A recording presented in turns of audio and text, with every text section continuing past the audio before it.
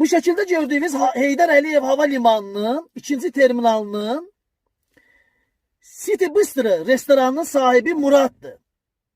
Bu şərəfsiz Murad orada işləyən qadınları yataq təklif eləyir və bundan yatmayanları da işdən azad eləyir. Cəmaət ehtiyatsız ucbatından gəlib işləyir. Ay arvadı fahişə. Ay evindən körpələrindən bir xəbər. Körpələrini ona buna pula satan fahişə. Murad. Öz də deyir ki, get kim etsən şikayət elə.